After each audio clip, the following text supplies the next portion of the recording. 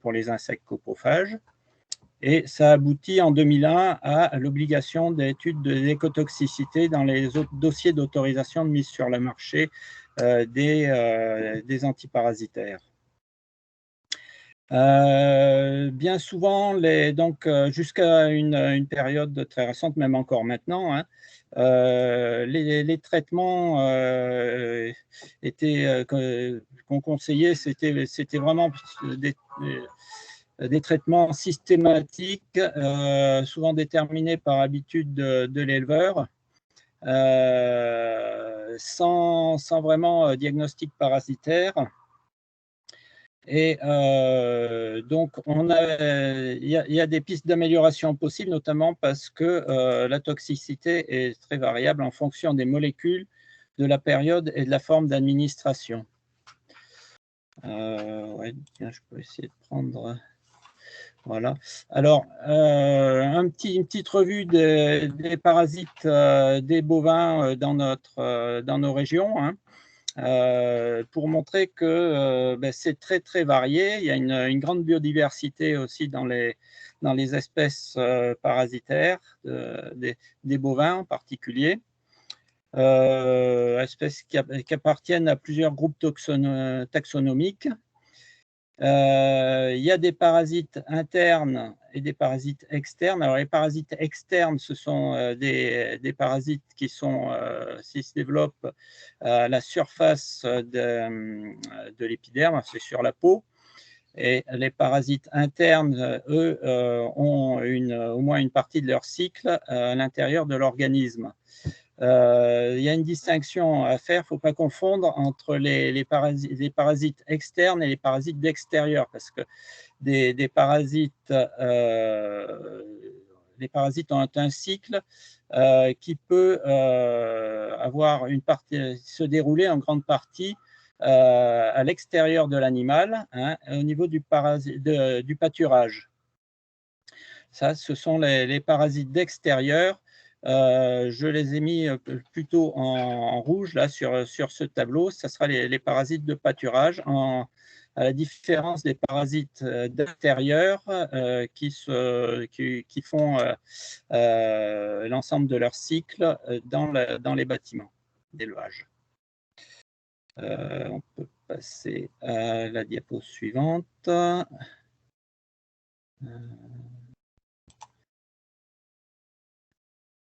Alors là, pourquoi c'est si gênant que les animaux d'élevage hébergent des parasites? Donc, au niveau du parasite interne, donc des parasites qui sont présents à l'intérieur de l'organisme, on a un impact sur la croissance des animaux, hein. D'une part, parce que le parasite, lui, il va puiser une certaine partie de sa nourriture aux dépens de son hôte, et aussi parce que l'hôte va se défendre contre ce parasite, et cette réaction immunitaire qui va pas être gratuite pour l'hôte et va effectivement lui coûter au niveau énergétique. Par exemple, sur des génisses de première année de pâture, on a pu noter qu'on pouvait avoir une perte de 8% de la croissance avec une infestation de 42. Autre impact, c'est la baisse de production laitière. Bon, baisse de production de viande, c'est en partie lié à la croissance, hein. Des troubles de la reproduction qu'on peut constater suite à une infestation parasitaire importante. Et un petit mot aussi au sujet de l'immunité. Chez nos animaux, il y a en gros deux voies de réaction pour la réaction immunitaire.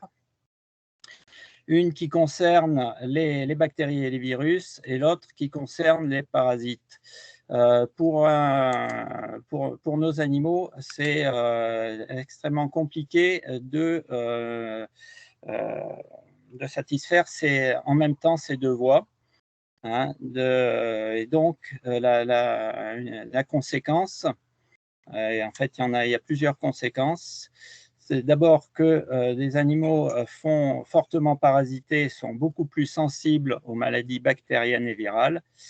Et réciproquement, des animaux qui sont malades, qui sont atteints d'une maladie bactérienne ou virale, seront eux aussi beaucoup plus sensibles au parasitisme. Autre effet, c'est sur la qualité du colostrum. Le colostrum, c'est sur les ruminants, c'est le principal apport d'anticorps, d'immunoglobulines aux jeunes veaux ou aux jeunes agneaux. Donc, le parasitisme altère la qualité de ce colostrum.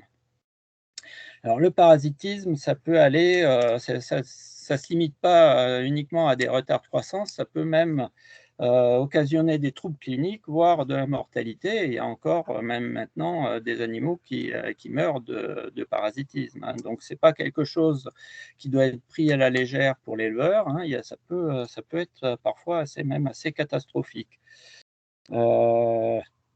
Le pouvoir pathogène, c'est-à-dire bon, la gravité de l'infestation pour l'animal infesté, elle est variable selon les parasites, selon les espèces. Hein. Par exemple, la grande douve est beaucoup plus pathogène que la petite douve ou le paramphistome. Et parmi les strongles digestifs, hein, des strongles qui se développent dans la caillette ou dans l'intestin, Ostertagia est beaucoup plus pathogène que Cooperia. Alors, diapo suivante. Donc, ça, ouais, deux petites photos pour illustrer que bon, le parasitisme, ouais, ça peut générer quand même des lésions importantes. Là, on a des lésions de douve en haut. Ça provoque notamment de la fibrose, une fibrose importante des canaux biliaires. Donc, ce n'est pas anodin pour l'hôte. Et en bas à droite, vous avez donc un poumon de bovin avec des adultes de dictyocoles qui sont en nombre là dans les bronches. Les dictyocoles, ça occasionne dans ce qu'on appelle la bronchite vermineuse. C'est quand même des parasites, des bestioles qui peuvent mesurer jusqu'à 10 cm de long. Bon, voilà, ça a un impact sur la santé des animaux qui est quand même loin d'être négligeable. Alors, un petit mot de l'équilibre hôte-parasite. Face à une infestation parasitaire, l'hôte il va développer un certain nombre de défenses, hein, et de façon à pouvoir supporter ce parasite. De toute façon, le parasite, lui, il n'a absolument pas intérêt à détruire son hôte parce que en détruisant l'hôte, il se détruit lui-même. Donc, logiquement, ça doit aboutir à un consensus, à un équilibre. De façon un peu anecdotique, ça peut prendre la forme d'un comportement alimentaire chez la chèvre. La chèvre, si on lui en laisse la possibilité, elle a une forte tendance à se nourrir plutôt sur les feuilles des arbres ou des haies. Plutôt que, bon, elle mange de l'herbe, mais elle mange énormément de feuilles et de ce fait, se met un petit peu à l'abri d'une infestation par les parasites qui sont excrétés qui sont sur le sol, dans l'herbe. Et la chèvre de ce fait, est un animal qui a très peu, enfin une défense immunitaire contre les parasites internes qui est assez déficiente. Et donc voilà, l'un doit compenser l'autre. Alors la réaction immunitaire de l'hôte, elle existe, elle se met en place, mais il faut du temps. Par exemple, pour un parasite, pour un strongle digestif, Oscartagia, il faut 8 mois de contact avec ce parasite. Et en plus, ce contact doit être poursuivi dans le temps pour entretenir la réaction immunitaire. C'est-à-dire que si on supprime le contact, petit à petit, la capacité de l'hôte à se défendre va fortement diminuer. Cette réaction immunitaire n'est pas toujours totalement bénéfique pour l'hôte, hein. Dans le cas de la grande douve, par exemple, elle provoque une fibrose hépatique, une fibrose des canaux biliaires qui est assez préjudiciable à l'hôte. Et en plus, elle est peu efficace pour détruire le parasite. Alors, cette réaction immunitaire de l'hôte face à l'infestation parasitaire, elle va commencer, enfin, le parasite va réagir et il va, dans un premier temps, diminuer sa taille, hein, se réduire, hein, et au fur et à mesure de l'intensité de la réaction immunitaire, il va réduire sa ponte et parfois l'arrêter, jusqu'à l'arrêt complet de la ponte. Et au final, deux éventualités. Soit l'hôte va réussir, dans certains cas, à éliminer complètement ce parasite, soit il va provoquer ce parasite va s'enquister dans les tissus de l'hôte et va se mettre en hypobiose pour attendre des jours meilleurs. Les jours meilleurs pour lui, ça va être la rupture de l'équilibre, ça va être la diminution de la réaction, de l'immunité de l'hôte. Par exemple, autour du vélage, en péripartum, on a une réduction des défenses immunitaires et les parasites vont pouvoir en profiter pour reprendre un petit peu d'activité et se remettre à sortir de leur hypobiose et éventuellement se remettre à ponte, et on pourra avoir effectivement un épisode de signes cliniques décalé dans le temps suite à cette rupture d'équilibre. Autre cas assez caractéristique de rupture d'équilibre, c'est lors d'épisodes de bronchite vermineuse, dictyocolose. Les dictyocoles sont donc des strongles qu'on a vu tout à l'heure, qui vivent dans les formes adultes, vivent dans les poumons. En fait, ne sont pas présents dans tous les élevages ni sur toutes les parcelles. Il y a des élevages qui n'ont jamais vu de dictyocoles et d'autres pour lesquels les animaux sont en contact avec des dictyocoles, mais il y a un équilibre très net qui s'est créé et il n'y a absolument aucun signe clinique, tout se passe très bien, on ne s'aperçoit de rien. Et si on introduit des animaux non immunisés provenant d'un élevage indemne dans un élevage où la situation est en équilibre, les animaux nouveaux, non immunisés, vont se mettre à recycler, vont s'infester à partir de la pâture et vont se mettre à recycler énormément ce parasite et contaminer de façon très importante la pâture. Ces animaux vont commencer à tousser et l'épisode de toux va gagner tout l'élevage, y compris les animaux qui étaient en équilibre avec les dictyocoles. Diapo suivante. Là, je te laisse la parole, Clément. Oui, avec le micro, c'est mieux.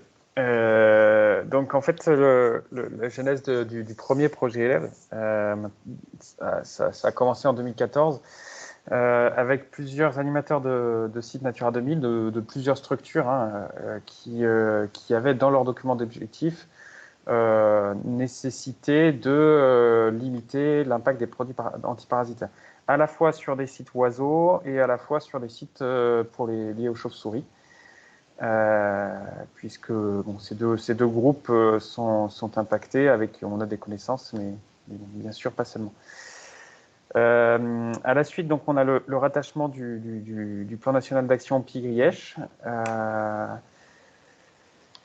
Et en fait, l'objectif était vraiment de mutualiser les actions, puisque c'est très difficile de mener ce type d'action seul sur son site Natura 2000. Hein. Donc l'idée, c'était vraiment de mutualiser les moyens, les actions, pour en faire un programme régional, donc sur l'ex-région Auvergne,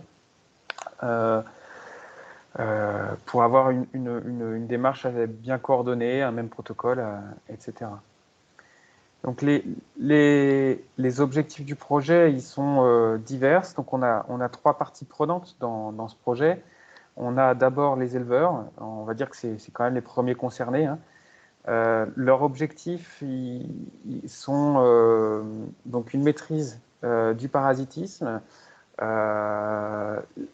garder des bêtes saines ou les avoir encore plus saines qu'auparavant, en limitant, si possible, les coûts, puisque les coûts de traitement antiparasitaire représentent quand même un petit billet. C'est anticiper les impacts du changement climatique avec des saisons de pâturage qui sont très différentes, une utilisation plus importante désormais des zones humides, qui sont des refuges d'herbes vertes dans l'été. Du côté des vétérinaires, les objectifs sont, comme le disait tout à l'heure Jacques, sur la résistance des parasites aux différentes molécules. Donc, c'est de mieux maîtriser les molécules employées, les doses, les dates, etc., pour conserver un arsenal thérapeutique efficace. On sait que dans certains coins du monde, ça devient compliqué d'avoir des molécules encore efficaces. Et c'est retrouver une démarche de conseil auprès de leur clientèle, puisque parfois les éleveurs viennent simplement au cabinet pour prendre le flacon de traitement, mais sans demander voilà, cette démarche de conseil qui a de fait un coût, puisque c'est du temps d'accompagnement. Pour l'environnement, donc pour les animateurs de sites Natura 2000 ou de zones où présence de pie-grièche, donc vous le savez, c'est bien sûr pérenniser la présence des zones humides, donc en faisant que les bêtes continuent de pâturer ces endroits, parce que c'est des endroits où on a une présence parfois importante de parasites, donc c'est des zones à risque pour les éleveurs, ou en tout cas considérées comme zones à risque. C'est bien sûr de diminuer les quantités de molécules ou de changer les molécules. On a des molécules plus ou moins nocives. Améliorer la qualité des milieux aquatiques, puisque on a un lessivage des molécules et on le verra peut-être, mais dans les mesures agronomiques qu'on propose pour lutter contre les parasitismes, on a aussi des mesures liées à l'abreuvement des animaux. Donc c'est faire des zones d'abreuvement propres, et ça évite de fait que les vaches aillent faire leur déjection dans le ruisseau ou au milieu de la tourbière parfois. Et améliorer l'écosystème prairial, oui, puisque en limitant l'utilisation des produits, on permet à une faune qui permet la dégradation de la bouse et donc une restitution de la matière organique plus importante, ou en tout cas plus efficace. Et c'est un objectif qui est complètement partagé aussi par les éleveurs, puisque c'est quand même la base de leur système de production pour l'élevage, c'est faire de la production de l'herbe en fait. Donc c'est un objectif qui se rejoint. Donc ça, c'est la carte qui présente le premier projet élève. Hein, donc, avec vous l'avez vu dans la vidéo, donc quasiment 60 élevages, une vingtaine de cabinets vétérinaires, des structures diverses animatrices de site Natura 2000. et des personnes diverses. Donc c'est un projet d'ampleur qui a permis de faire quand même un premier, qui a dépassé l'état des lieux, hein, qui a permis d'avancer sur cette thématique en Auvergne, et avec pas mal d'actions de communication à la fin du projet, des conférences, voilà. Et la dernière en date était au sommet de l'élevage, qui a permis de faire un peu de bruit. Lors de ce projet, donc, il y a eu plusieurs formations proposées. D'abord des formations spécifiques pour les vétérinaires, avec un expert de la gestion antiparasitaire qui est venu faire une formation. Et des formations après proposées donc des formations aussi proposées par le GTV Auvergne sur cet ensemble, mais qui n'étaient pas spécifiques au projet élève, mais qui venaient s'inscrire dans cette démarche. Oui, en fait, le GTV Auvergne a souhaité donc vraiment mettre le paquet sur la formation en parasitologie pour les vétérinaires de la région en marge du projet élève. Effectivement, les deux formations spécifiques, elles étaient, vraiment internes aux vétérinaires qui intervenaient dans le projet élève. Donc, je reprends le fil.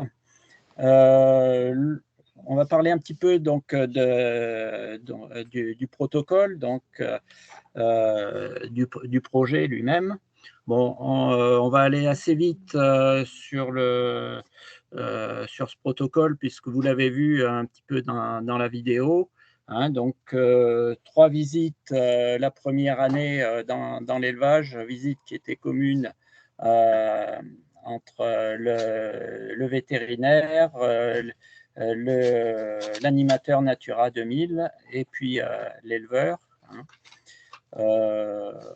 Et ces 3 visites qui aboutissaient donc, un entretien avec les 3 parties, hein, de façon à faire le point sur les caractéristiques de l'élevage, sur le niveau de risque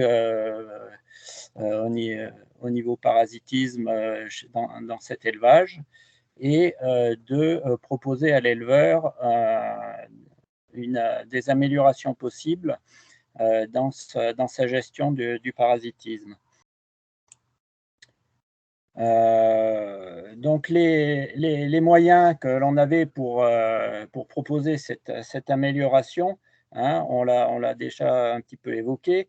L'utilisation de molécules moins nocives pour l'environnement, hein, puisque l'impact est différent d'une molécule à l'autre.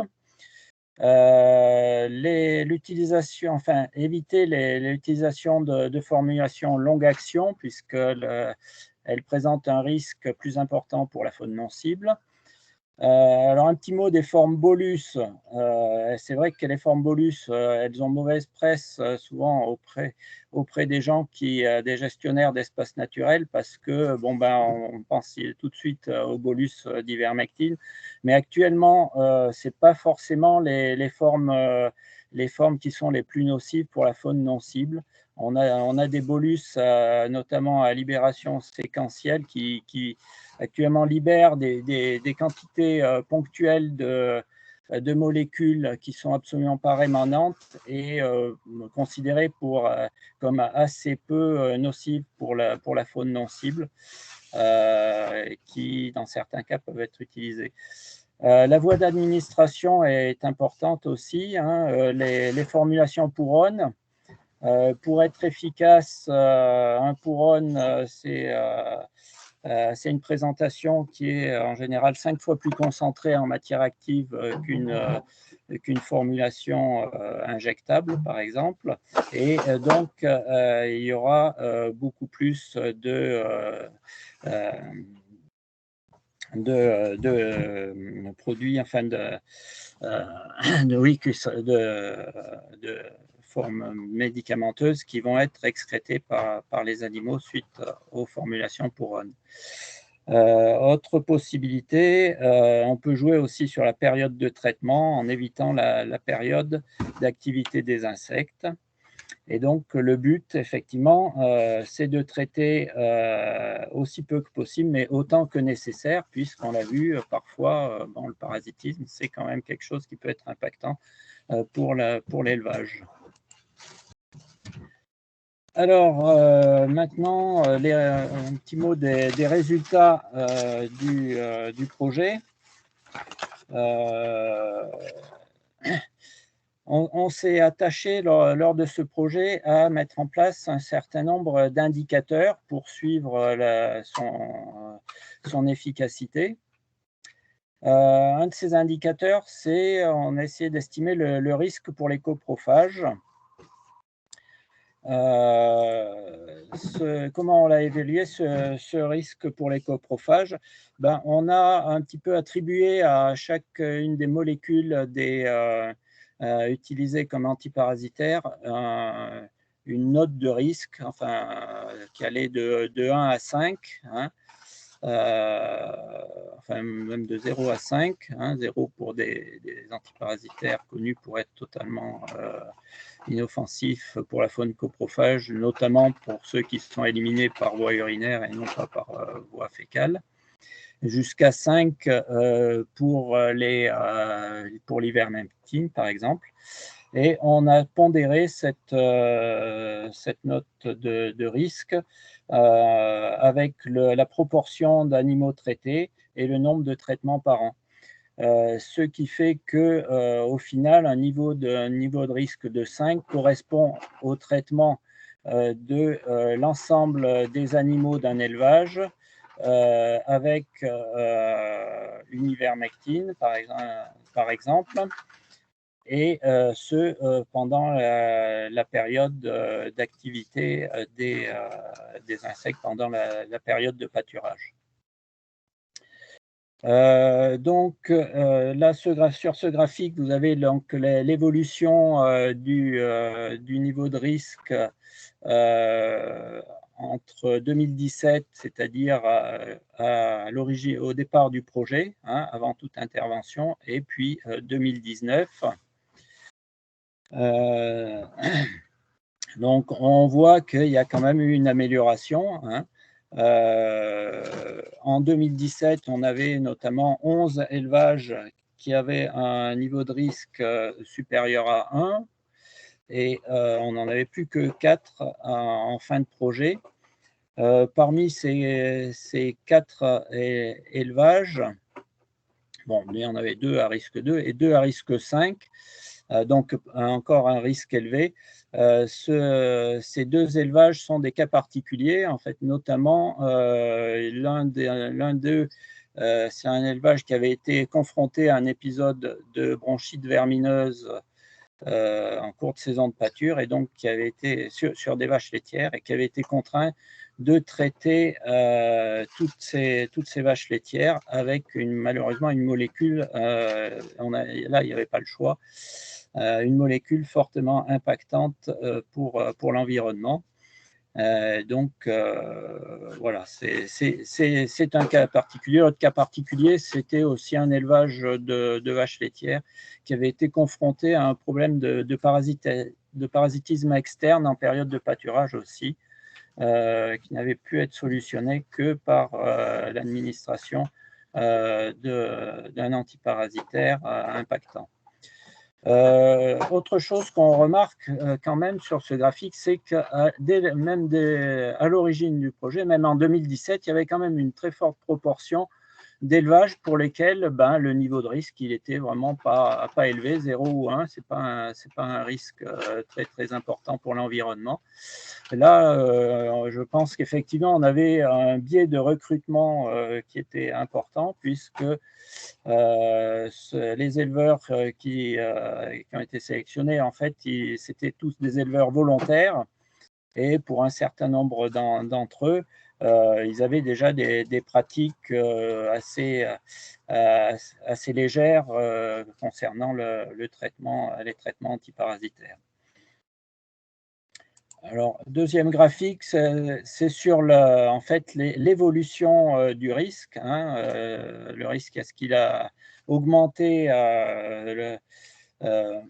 lors après le projet ou au contraire a-t-il diminué? Bon, en fait, bon, on espère qu'il a diminué. Bon, pour 20 élevages, bon, le risque, il était de 0 au départ et il était de 0 à l'arrivée, donc bon, il n'y a pas eu d'évolution forcément. Pour 19 d'entre eux, ce risque a été quand même réduit, hein, donc c'est vraiment positif. Pour 5, il a été stable. Et pour 4, il a augmenté. Alors là, pour ces 4 élevages, ben, il y avait déjà les 2 élevages qui ont été contraints, qu'on a vu précédemment, qui ont été contraints de traiter en période de pâturage. Et 2 autres élevages qui traitaient pas du tout. Et en fait, pour obtenir une amélioration de la santé des animaux, le vétérinaire a quand même proposé un petit traitement qui s'avérait quand même qui s'avérait nécessaire. Deuxième indicateur qu'on a pu mettre en place, c'est l'évaluation des coûts de traitement pour chacun des élevages suivis. Bon, dans ce tableau, là, on a éliminé, il y avait pour la moitié des élevages, ce coût de traitement était déjà inférieur à 5 € IGB, ce qui était déjà faible. Donc, ces 50% d'élevage ne pouvaient décemment pas réduire de façon très importante leur coût de traitement. Donc, on les a mis de côté, ces 50%.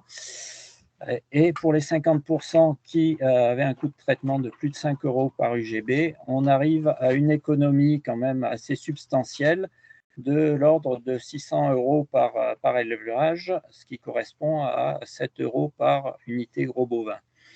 Donc une économie substantielle, mais qui apparaît quand même insuffisante en l'absence d'aide financière pour compenser le coût des analyses, hein, en gros 300 € par élevage, et la rémunération du conseil du vétérinaire.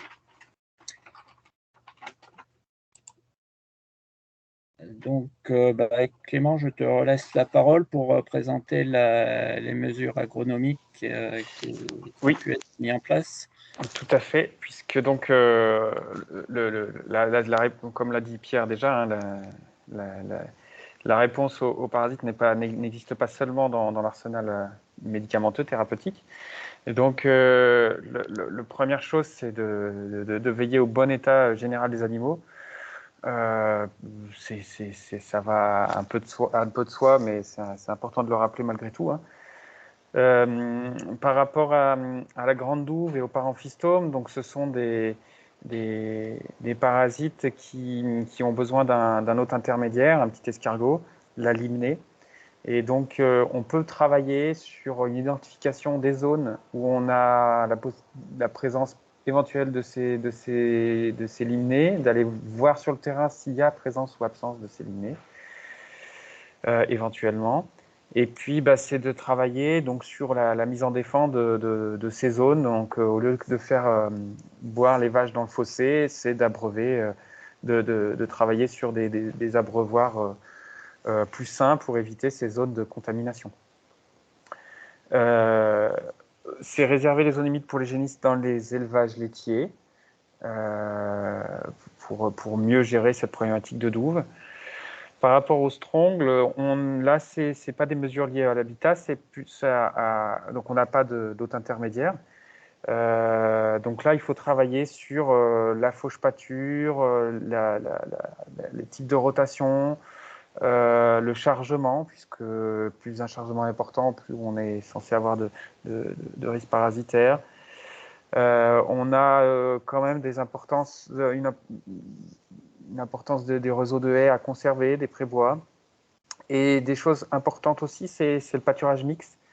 C'est-à-dire certains parasites ne sont pas communs entre les espèces, vaches, chevaux, déjà. Donc on peut assainir une prairie en faisant d'abord pâturer des vaches, puis des brebis, par exemple.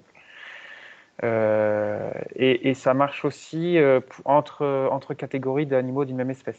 C'est-à-dire, un troupeau de vaches adultes a tendance à assainir un petit peu les prairies, donc on peut imaginer mettre des génisses derrière.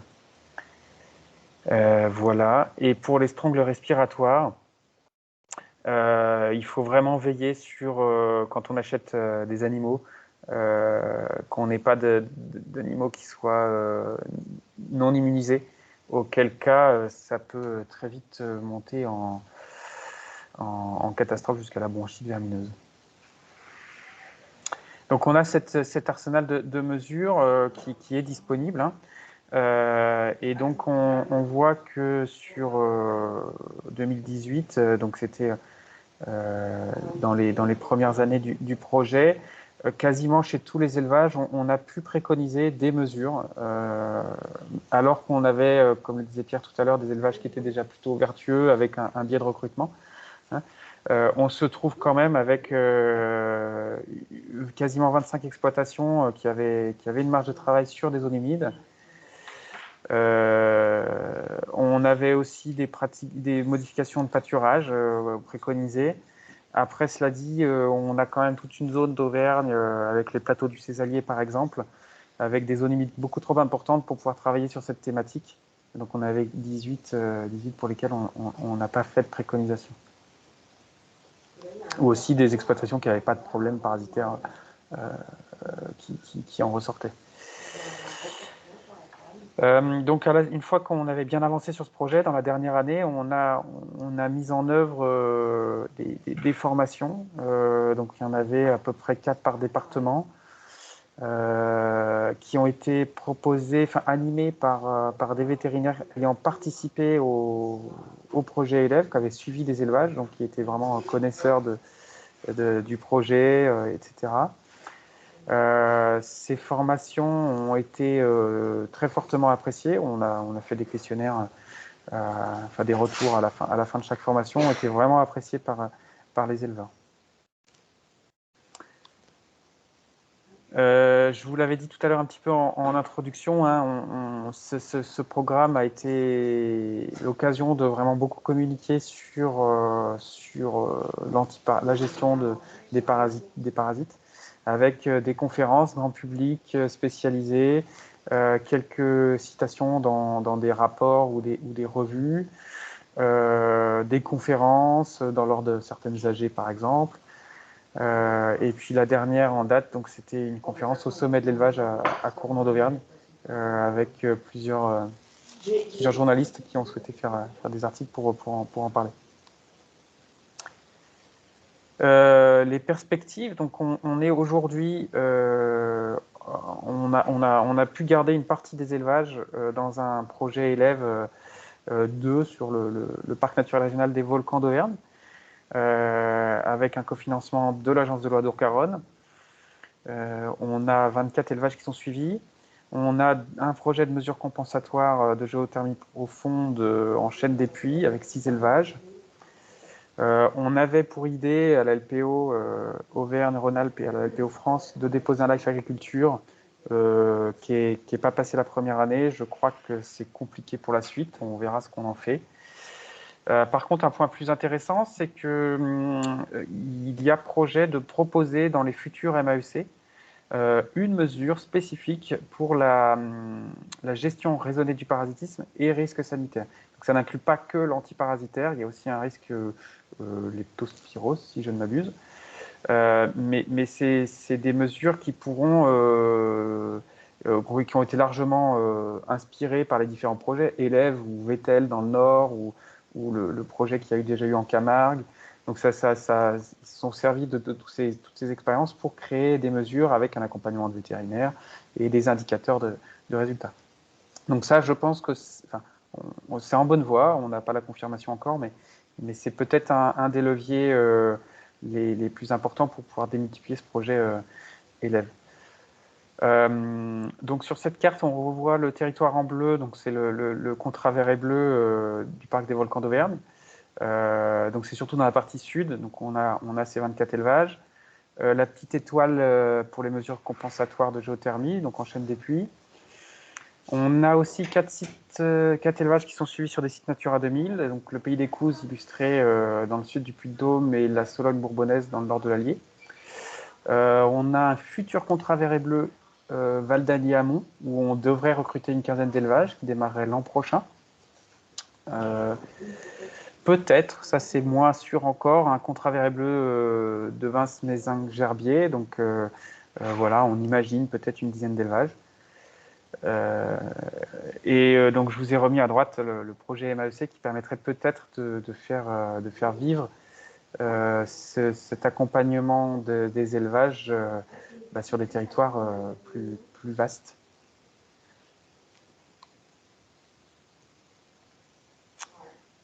Je te redonne la parole, donc Pierre, pour les outils de diagnostic.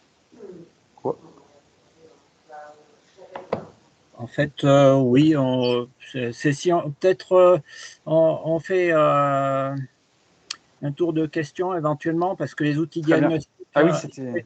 on n'est pas forcément obligé de les décrire précisément. Peut-être laisser un peu de temps si les gens ont des questions.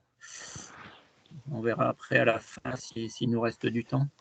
Très bien. Alors, je vais faire la médiation. Je vais prendre l'ordre des mains levées. C'est au plus rapide. Donc, Marie, pour la question. Oui, merci. Du coup, moi, ma question, le nerf de la guerre, c'est un peu les financements. Du coup, là, les financements qui seraient possibles, vous avez utilisé, c'est des financements contrats vert et bleu, c'est ça, et agence de l'eau?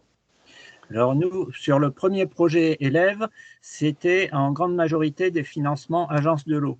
Alors la région Auvergne est concernée par 2 bassins, Loire-Bretagne et Adour-Garonne. Loire-Bretagne nous a financé à 80% et Adour-Garonne à 50%. Donc il a fallu trouver des cofinancements. Ces cofinancements nous ont été apportés par, on a eu quelque chose de la Fondation Humus, on a eu un cofinancement du groupe Danone au travers le CEPIF, c'est-à-dire l'impluvium des eaux de Volvic, et un petit cofinancement aussi qui est intéressant à noter par l'interprofession Saint-Nectaire, donc une interprofession de fromage AOP qui s'est soucié effectivement, non pas l'impact trop sur l'environnement des traitements antiparasitaires, mais aussi de l'image vis-à-vis du consommateur. Donc ça, c'est intéressant à noter. Le projet Élève 2, lui, il est financé en partie par un contrat vert et bleu porté par le Parc des Volcans à hauteur de 34% et en partie par l'agence de l'eau Adour-Garonne à hauteur de 50%. Oui, j'ai oublié de noter aussi, il y a dans le montage financier, il y a des cofinancements au titre de Natura 2000 qui concernent en fait les journées d'animation des animateurs qui sont impliqués par le projet. Donc, voilà à peu près pour les montages financiers actuels. Ok, ça marche. Merci. Bruno. Oui, donc question pour moi orientée bien sûr sur le cas pratique que j'exposais au tout début. Donc juste par rapport à ce que disait Pierre Rigaud au tout début de son intervention concernant la possibilité que ce soit compliqué de trouver des vétérinaires motivés, voilà, il le liait notamment à la situation de crise qu'ils vivent en matière notamment de personnel. C'est effectivement clairement les arguments qu'on m'a donnés pour me dire qu'on nous suivait pas là-dessus. Donc ça, c'est sûr que, puis j'en suis persuadé, je pense qu'ils vivent des situations effectivement compliquées. Et voilà, donc il faut vraiment trouver quelqu'un de très motivé pour qu'on puisse nous suivre. Alors simplement par rapport à ça, moi j'ai été un petit peu surpris parce que sur la vidéo, il y a, je crois, si je ne dis pas de bêtises, 8 vétérinaires qui apparaissent sur le département de l'Allier. dont 3 sur le secteur, on va dire, ouest département et bocage. Donc, alors si on a les coordonnées de ces vétérinaires-là, s'ils ont vraiment été intéressés et actifs dans le projet, moi, je suis vraiment preneur. Parce que quand j'ai creusé un petit peu la question, en fait, donc auprès notamment de Clément, je me souviens au tout début, j'ai trouvé finalement 2 agriculteurs du bocage qui se sont vraiment lancés dans l'opération, aux côtés d'un seul vétérinaire qui était Dominique Lelon, qui était quelqu'un qui était intervenu dans le département de l'Allier parce qu'elle connaissait bien en fait ces 2 éleveurs. Elle habitait plus jeune à côté d'eux, donc elle les connaissait. Du coup, elle venait déjà du Puy-de-Dôme, mais désormais, je crois qu'elle est partie du côté du cabinet vétérinaire de Besse. Elle a peut-être d'ailleurs rejoint Pierre Rigaud pour le coup.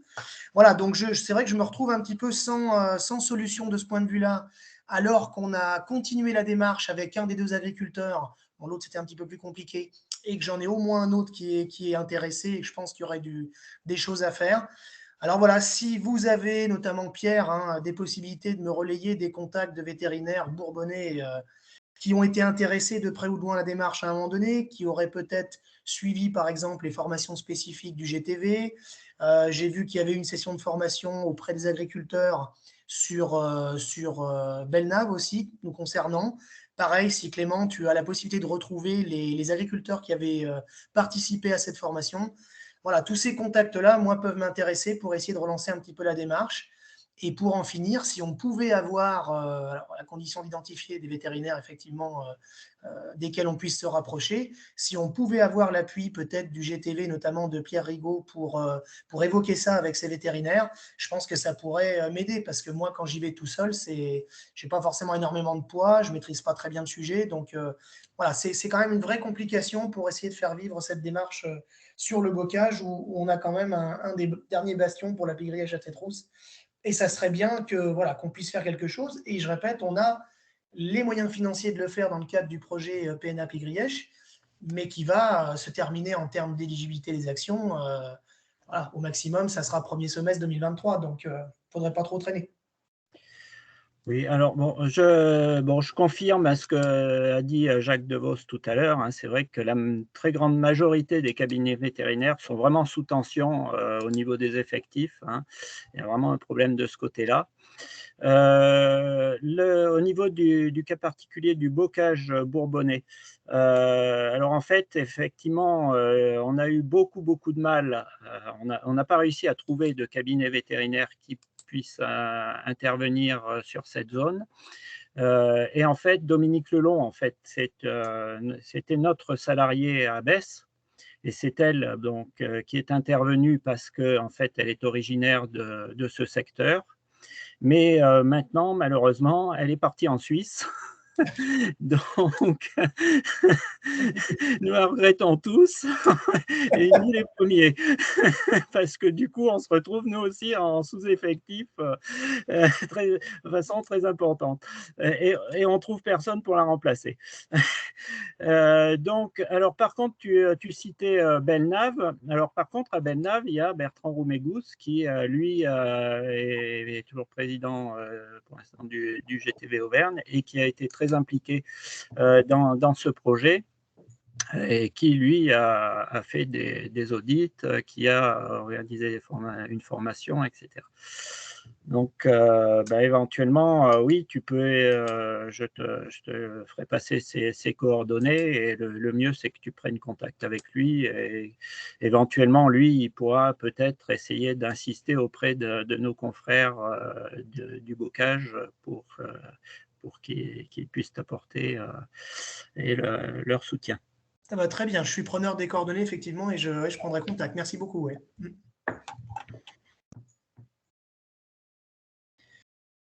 Voilà. Est-ce qu'il y a d'autres questions ?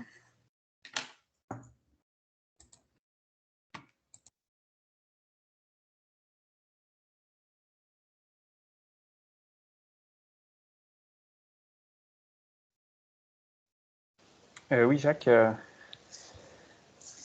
Oui, donc je vais reprendre deux, trois éléments que Pierre a évoqués. Tout d'abord, que c'est vrai que le parasitisme était vraiment un très très gros problème jusque dans les années 80 pour les éleveurs.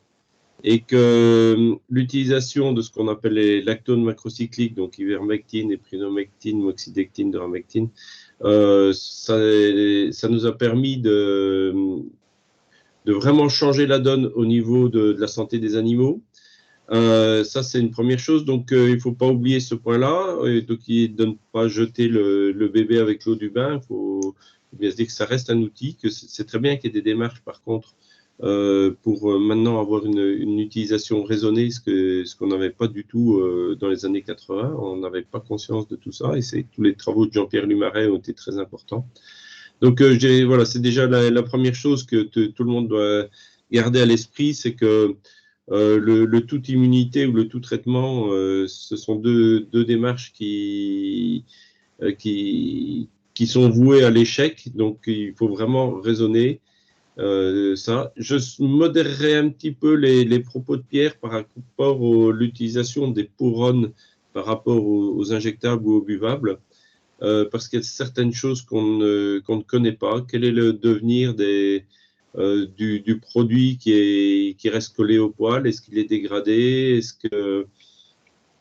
qu'il se retrouve dans l'environnement? Ce qu'on sait, c'est que les excrétions après un injectable au niveau des matières fécales sont supérieures à ce que on observe avec le pouronne. Donc le problème n'est pas simple et il y a encore beaucoup d'études scientifiques qui doivent être faites pour vraiment maîtriser tout ça.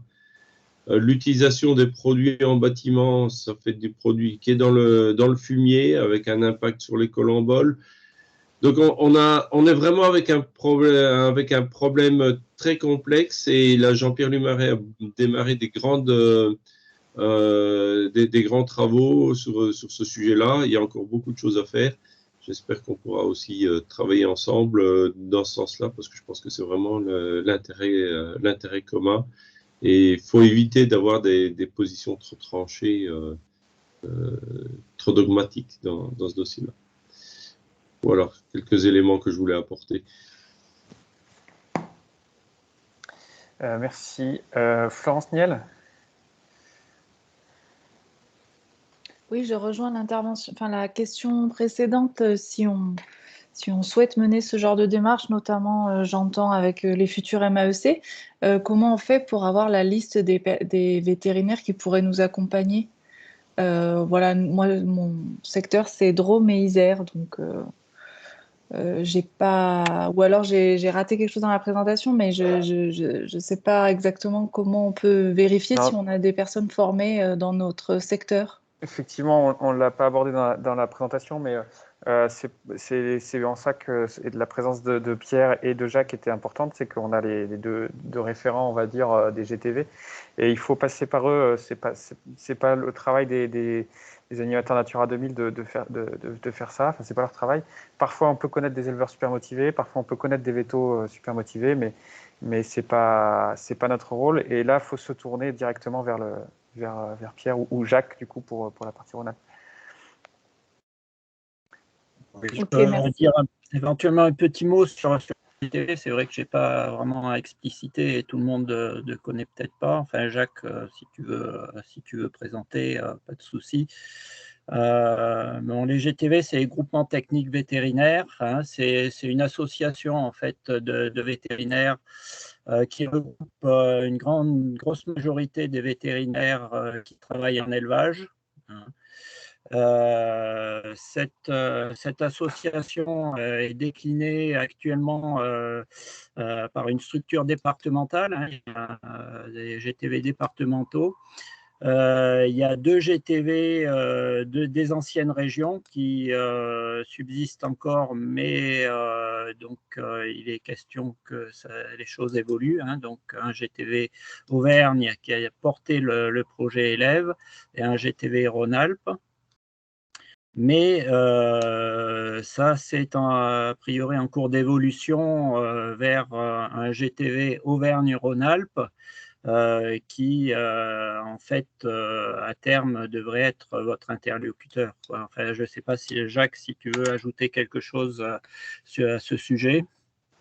Non, tu as bien dit, voilà, c'est vraiment le GTV, c'est vraiment l'organisme qui s'occupe de toute tous les aspects techniques concernant les animaux de rente. Et voilà, l'organisation au niveau régional, bon, ben, elle est en train d'évoluer.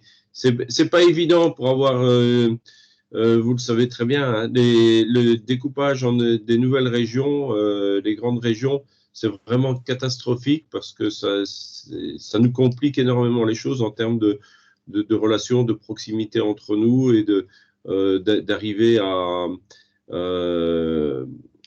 à travailler ensemble. Vous voyez bien qu'entre les Savoies et le Cantal, il y a quand même quelques kilomètres. Donc, heureusement qu'on a les outils visio. Donc, probablement en 2022, il n'y aura plus qu'un seul GTV Auvergne-Rhône-Alpes. Voilà, ça, c'est pour les structures. Voilà. Et donc, on est l'interlocuteur, le GTV est l'interlocuteur pour tous des aspects techniques et scientifiques comme ça. On a la possibilité d'essayer de motiver les confrères. Un point que je voulais rajouter aussi sur l'utilisation des antiparasitaires, c'est qu'on a beaucoup parlé des bovins pour lesquels c'est relativement facile de diminuer de façon assez drastique les utilisations d'antiparasitaires.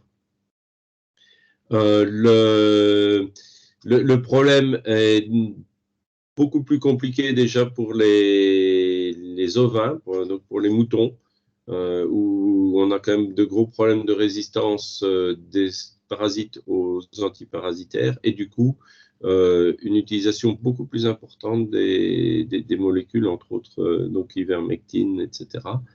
Avec du coup un effet sur la faune non cible qui est quand même beaucoup plus important. Pour les chèvres, c'est même encore plus compliqué et le problème, c'est qu'on n'a plus qu'une seule molécule qui est efficace, l'éprinomectine, qui est de la même famille que l'ivermectine et qui conduit les éleveurs bien souvent à avoir des élevages hors sol, donc avec des chèvres qui ne pâturent plus. Bon, ce qui est quand même pas franchement dans ce qu'on peut rêver de mieux pour les animaux, pour les chèvres elles-mêmes. Donc, vous voyez que c'est pour vous dire que le problème du parasitisme n'est pas toujours si simple que ça, suivant les espèces ovins, caprins auxquelles on s'adresse.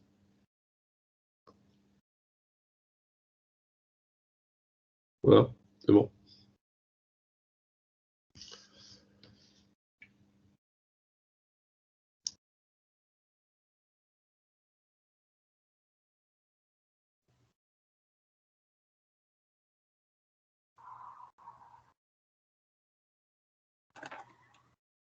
Bon, y a-t-il d'autres questions?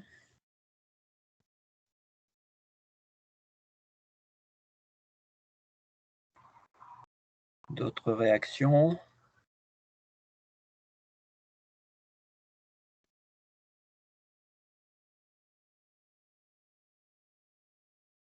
Bon, je ne sais pas, Clément, si tu veux dire un mot, par exemple, de l'étude coprophage, hein, parce qu'on a, comme autre indicateur, là, j'en ai pas spécialement parlé, on avait commencé une étude sur les insectes coprophages au niveau des élevages qui étaient suivis dans élèves. Ça doit être tout à fait à la fin du diaporama. Je vais recharger le diaporama. Oui, peut-être, pour peut-être rajouter, si jamais des projets se lancent où vous sentez des opportunités dans vos sites, c'est de toute façon indispensable de travailler en étroite relation avec le GTV. Enfin, il y a un travail de coordination, de lecture des analyses, des résultats, qu'on ne peut pas faire, nous, on n'a pas la connaissance. Hein. Donc c'est vraiment important de travailler en étroite collaboration et d'avoir une co-animation sur chaque site. Après, à voir s'il y a possibilité de mutualiser entre les sites, je ne sais pas. C'est vrai que c'était assez confortable de travailler sur l'ensemble de la région avec plein de structures. Ça initie des dynamiques.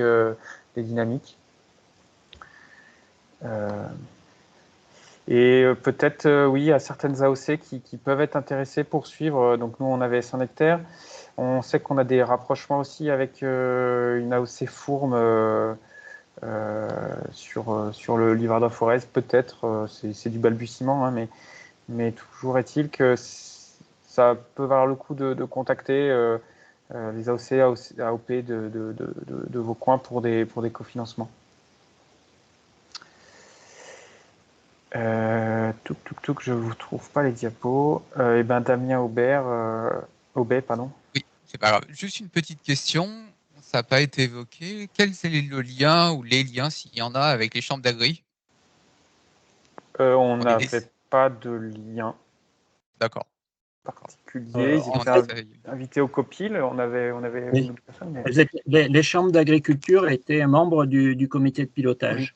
Oui, donc, on avait une réunion de comité de pilotage 1 à 2 fois par an auxquelles elles étaient conviées. D'accord. Ils ne s'impliquent pas plus que ça dans le projet ou dans les démarches, ne serait-ce que de démarchage avec les agriculteurs, avec... Oui, d'accord. C'est bon. Non, parce qu'on essaye de mettre en place, il y a des relations un peu plus privilégiées avec les chambres d'agriculture, qui sont souvent le relais local avec pas mal d'agri. Voilà, pour savoir s'il y avait possibilité de les intégrer un peu plus finement, techniquement, s'entend, à ce genre de choses. Et je ne vois pas la peine d'argumenter.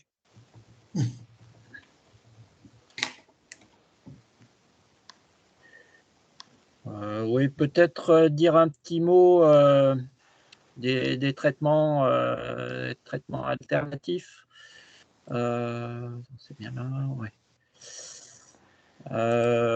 Bon, qui ont, faut le dire, de plus en plus la presse auprès des éleveurs.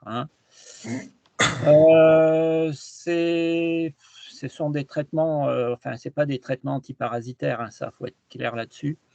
Et c'est des traitements, on parle de phytothérapie, d'aromathérapie, des traitements qui stimulent les réactions de défense de l'organisme contre l'agression parasitaire et qui limitent l'expression des troubles. Donc, pour moi, leur utilisation, elle peut être intéressante en complément des mesures agronomiques. Les mesures agronomiques, c'est quand même, au niveau en particulier pour les bovins, c'est quand même, il y a moyen de réduire énormément le risque parasitaire. Mais actuellement, elles ne peuvent pas substituer totalement aux molécules chimiques. Donc, voilà, c'est tout. Donc oui, il y a un démarchage très important des éleveurs actuellement par des industriels qui leur vendent tout le plus souvent même de façon totalement illégale en le présentant comme un antiparasitaire, ce qui est totalement faux. L'engouement des éleveurs, il est en grande partie lié à l'absence de temps d'attente pour le lait et pour la viande. Mais ces traitements alternatifs ne dispensent pas, en tout cas, d'un diagnostic et d'une analyse de risque préalable, ni à la mise en place de points de contrôle.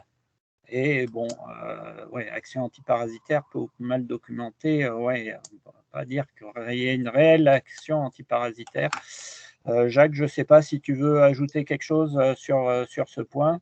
Oui, un petit peu, parce que bon, il y a quand même des études qui ont été faites, et puis il y a des choses qui sortent ou qui ne sortent pas ici ces dernières années. Et ce qui est même le plus intéressant, ce sont toutes les études qui ne sortent pas, parce que bien souvent, les chercheurs qui travaillent là-dessus, après, ont des contrats par rapport à la publication, et il y a un grand nombre d'études pour lesquelles les chercheurs ont interdiction de présenter les résultats.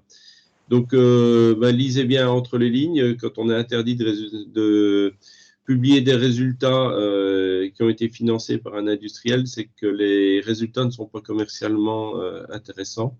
Ça, c'est une première chose. L'autre chose, c'est que parfois, on a même des traitements dits alternatifs qui ont des effets toxiques, qui ont fait que des essais ont été arrêtés avant même d'aller plus loin. Donc, bien garder ça à l'esprit, c'est pas parce qu'un traitement est dit naturel qu'il est sans danger. Et l'Agence du médicament va se pencher un petit peu sur l'utilisation des huiles essentielles, etc. Voir si on n'a pas aussi des problèmes de résidus et donc de problèmes de sécurité du consommateur.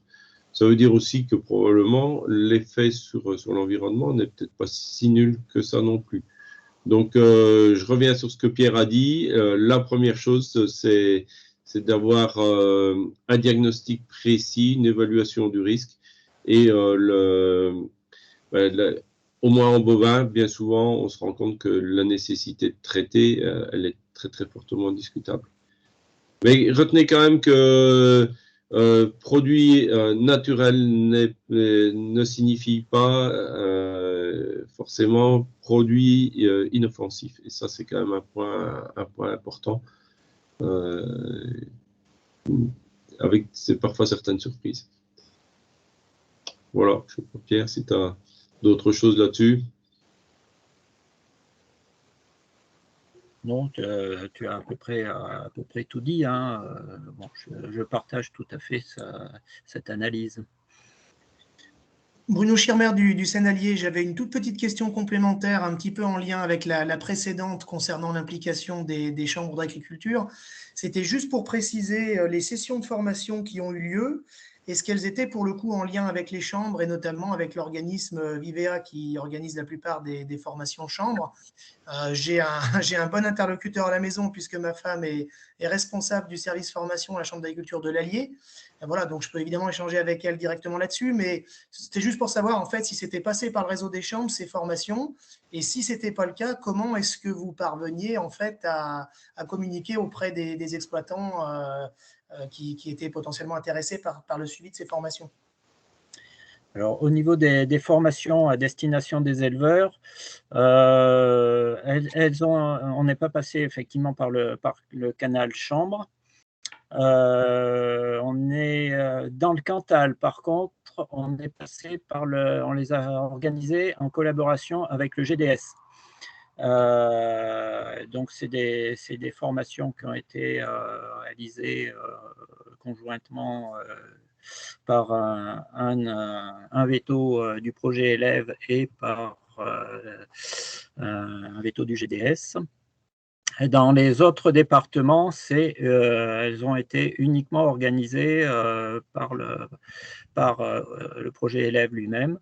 Et le canal d'information, il a été privilégié par la voie des vétérinaires eux-mêmes. Il y a eu également des communications dans la presse pour faire un peu de la publicité sur ces formations. Mais bon, le principal canal, ça a été par le biais des vétérinaires praticiens. D'accord, merci. Oui, c'est vrai que Pierre parle du GDS et le partenaire plus naturel pour les vétérinaires, ce sont quand même les GDS.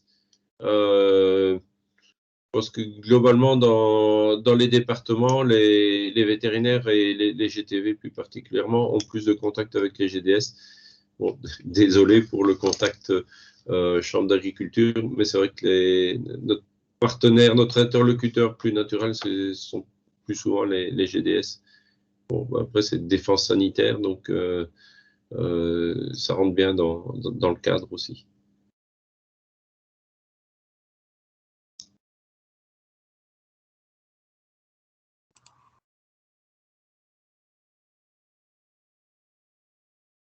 Et vas-y Marie, enfin, prenez la parole tous. Je crois qu'il n'y a pas tant de questions que ça. Ma question, c'est par rapport au type de troupeau du coup avec qui vous avez travaillé. À ce que j'ai compris, c'est uniquement des bovins avec les. avec qui vous avez travaillé? Alors, il y a une exception, c'est le troupeau ovin du lycée agricole de Rochefort-Montagne. Simplement parce qu'on a trouvé vraiment intéressant de travailler avec le troupeau du lycée. Mais sinon, oui, effectivement, le projet élève, il a été vraiment orienté plus sur bovin. Après, dans la région Auvergne, enfin, au niveau des sites Natura 2000 qui étaient concernés, c'est quand même une énorme majorité d'élevage bovin. D'accord. Du coup, il n'y a pas du tout de recul sur le même genre de projet qui pourrait être monté avec des équins, notamment? Parce que du coup, c'est quand même. Enfin, j'imagine les produits sont pas du tout les mêmes, c'est pas des ruminants. Enfin, du coup, c'est peut-être. Je sais pas si c'est possible en fait, mais nous, on a des agriculteurs qui ont des chevaux et enfin, qui sont engagés dans des MAE avec des chevaux et je pense potentiellement qu'ils pourraient être intéressés par ce type de projet. Mais est-ce que ça vaut le coup de leur proposer? Parce que est-ce que c'est possiblement applicable, quoi? Techniquement, c'est possible. Hein, au niveau de la SNGTV, alors, ouais, j'ai pas complètement fini sur l'organisation des GTV. Les GTV sont regroupés au niveau d'une structure nationale qui est la SNGTV. Et cette structure nationale a différentes commissions, dont une commission parasitologie spécifique. Et cette commission parasitologie, dont Jacques Devos, ici présent, est président d'ailleurs, cette commission a mis en place des outils qui nous permettent de proposer des mesures de gestion raisonnée du parasitisme dans les effectifs d'équins. Donc, en théorie, c'est tout à fait envisageable. Après, bon, sur le terrain, bon, l'applicabilité est peut-être moins facile. Mais bon, oui, pourquoi pas.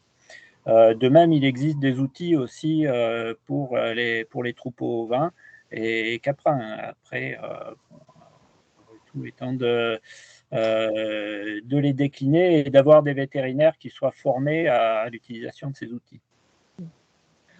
Ok, merci. Jacques, si tu veux ajouter quelque chose, je ne sais pas. Non, ben voilà, je l'ai mis en commentaire dans le chat.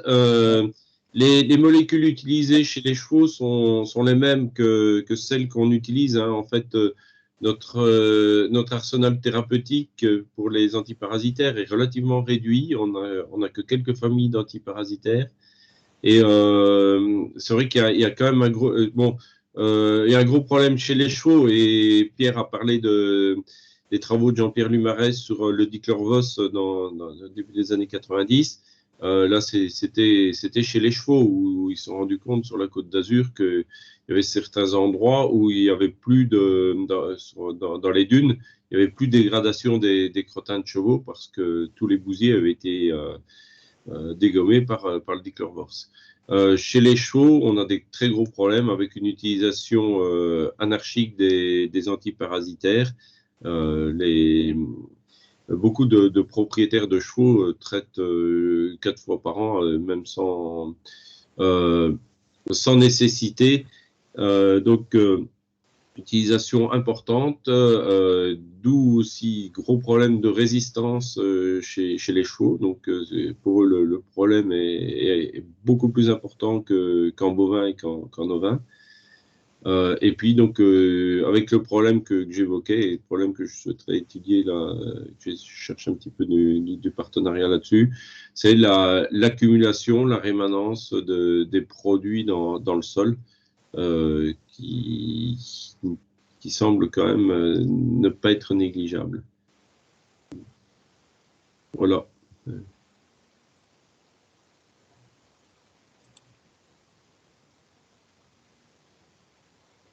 D'autres.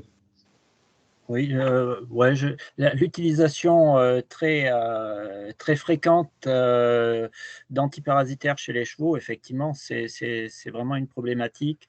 Mais c'est surtout une problématique sur les chevaux enfin, Ouais, de loisirs, disons. Dans mon secteur, il y a quand même beaucoup d'élevage de juments allaitantes. On n'a pas ce type d'utilisation répétée des antiparasitaires. C'est une utilisation qui se rapproche plus de stratégies qui sont mises en place chez les bovins. Alors que chez moi, c'est beaucoup de chevaux de loisirs et avec des traitements. Par contre, là, il y a une marge de progression énorme, ça, je pense. J'en suis persuadé. Pour vous dire, je fais le travail qu'on fait de diagnostic, traitement raisonné. Je le fais avec les chevaux de mon assistante. Elle a 4 chevaux. Et en faisant des coprobes, alors c'est facile parce qu'elle me les prépare, je les lis. Mais en faisant des copros plusieurs fois par an, en fait, sur ces 4 chevaux, il n'y en a qu'un qu'on traite une fois par an. Et c'est toujours le même. Donc c'est l'animal fortement excréteur. On en traite une fois par an et les 3 autres ne sont jamais traités. Donc c'est pour vous dire que cette démarche est tout à fait applicable aussi sur les chevaux de loisirs.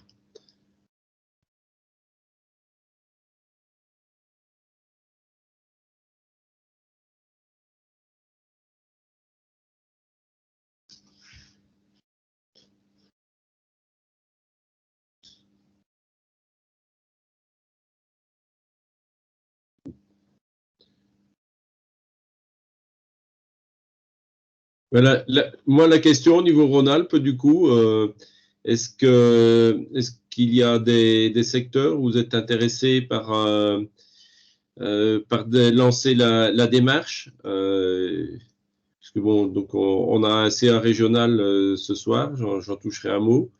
On est tout à fait prêt à démarrer la démarche et puis travailler avec Pierre, Clément pour dupliquer le projet.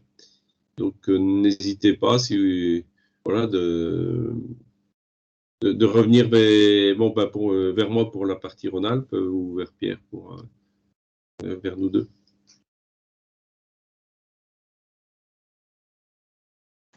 Du coup, j'en profite parce que mon micro est ouvert. Alors, pour ce qui est côté Isère, nous, on est intéressés. Il y a Raphaël Quezada de l'Oparville là, qui a eu des problèmes de connexion, mais lui, du coup, pareil, il est intéressé. Il y a Florence qui est dans le parc du Vercors, donc je pense que potentiellement, elle doit être intéressée aussi si elle est dans le groupe de travail. Donc, nous, potentiellement, il me semble qu'en Isère, on pourrait avoir une dynamique assez favorable pour mettre en place ce projet. Je pense que nous, après, clairement, il va falloir qu'on arrive à trouver des financements importants pour pouvoir lancer la démarche. Et pour l'instant, voilà, comme on n'a rien du tout, c'est la première réunion à laquelle on assiste, on ne s'est pas du tout penché sur la question. Mais en tout cas, la volonté de travailler là-dessus, oui, tout à fait.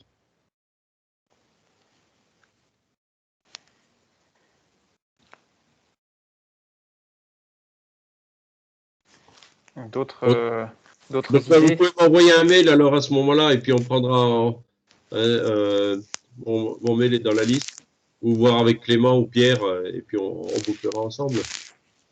Oui, ça marche et je pense qu'on pourra peut-être se faire un groupe isérois du coup. Si on est 3 structures intéressées là, par le projet, ça peut faire des partenariats intéressants en plus.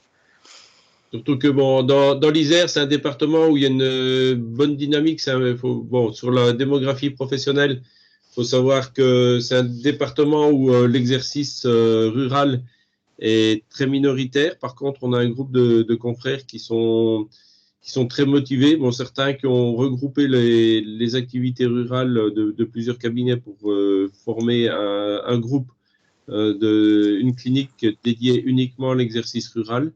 Mais globalement, alors que voilà, on est dans un département où l'exercice rural est minoritaire, on a quand même une très bonne dynamique professionnelle. Donc, j'ai bon espoir qu'on puisse travailler ensemble, au moins dans ce département-là.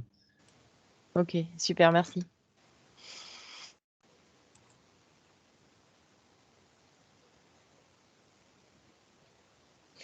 Je complète, Florence Niel, là, je complète juste l'intervention de Marie pour dire que oui, sur le Vercors, on est intéressé et je redis qu'on est à cheval Isère et Drôme, donc avec une extension côté Drôme.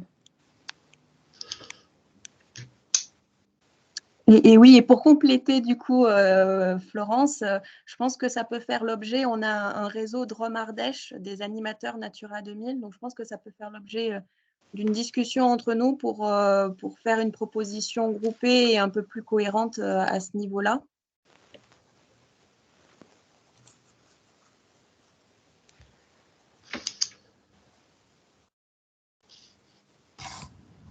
Si personne prend la parole, j'en profite. Du coup, Sébastien de la LPO Auvergne-Rhône-Alpes.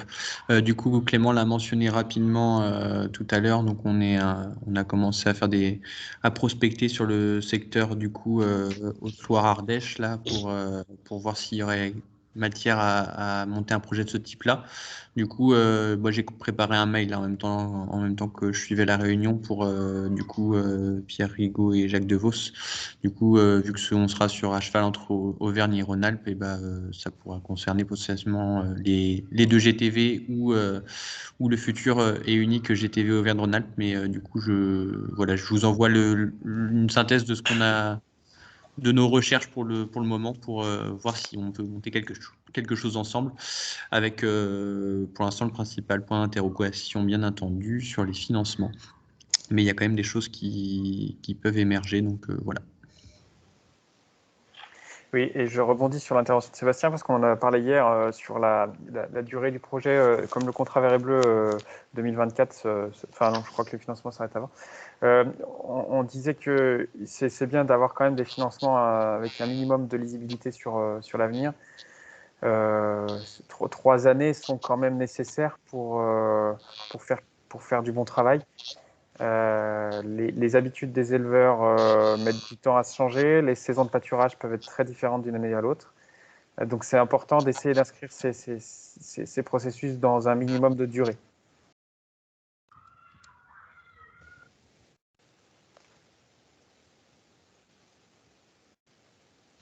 Au niveau des financements, l'agence de l'eau, c'est donc Adour-Garonne qui finance du coup sur le PNR des volcans d'Auvergne. Du coup, avec l'agence de l'eau Loire-Bretagne, il y a eu des interactions qui étaient de quel ordre du coup dans le passé. C'était et même Adour-Garonne, ça a été facile de leur vendre le projet entre guillemets ou pas? Alors, au niveau de l'agence de l'eau Loire-Bretagne, ils ont été effectivement très motivés dès le départ pour ce projet. Et en fait, on a monté le projet avec eux et Adour-Garonne s'est greffé dessus. Donc, Loire-Bretagne, ils ont fortement investi dans le projet. Par contre, bon, ils n'ont pas souhaité participer à LF2 avec le contrat vert et bleu du parc des volcans. Bon, je ne sais pas si tu as plus de détails, Clément, mais bon, je ne connais pas spécialement les raisons, mais bon, à mon avis, ils sont pas fermés du tout à décliner d'autres projets comme ça, enfin à participer à d'autres projets comme ça.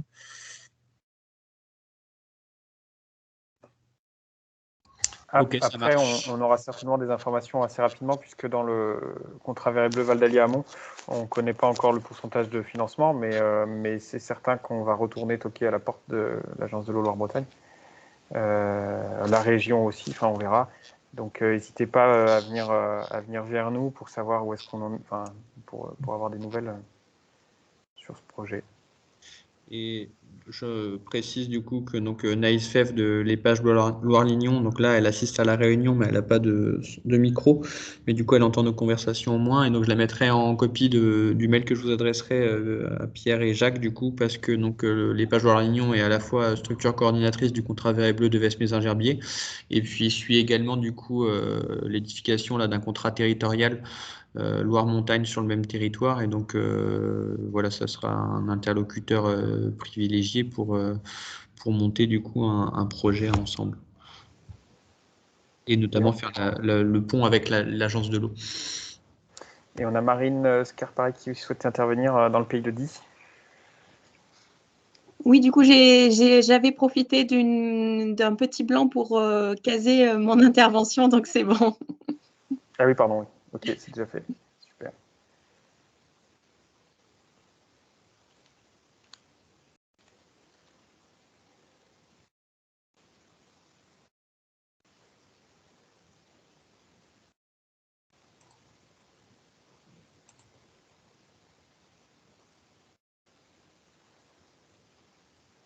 Bon, mais s'il n'y a pas d'autres réactions, on va pouvoir, je pense, clôturer.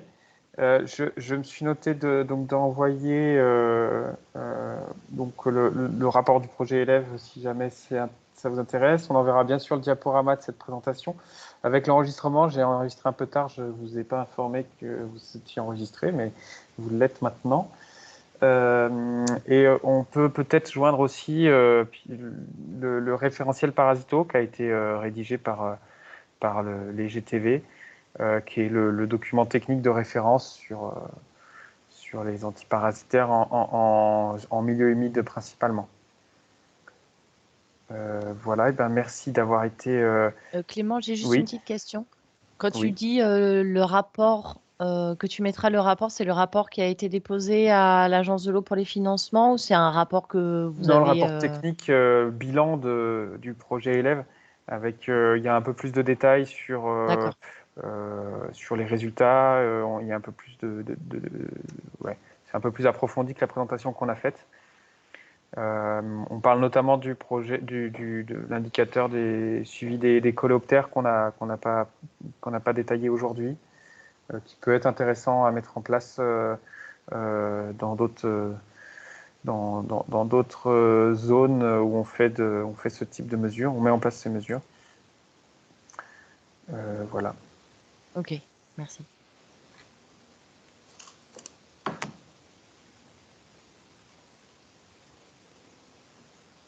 Bon, des dernières réactions peut-être. Et sinon, a priori, on ne rejoint pas la plénière finalement après coup. Enfin, j'ai pas l'impression. On va rester sur un bon appétit à toutes et tous et un merci de votre participation. Merci beaucoup. Merci à vous pour l'organisation. Merci, c'était super intéressant. Merci, puis bon, on reste en contact alors, Pierre, Clément. Ouais. Oui. Merci.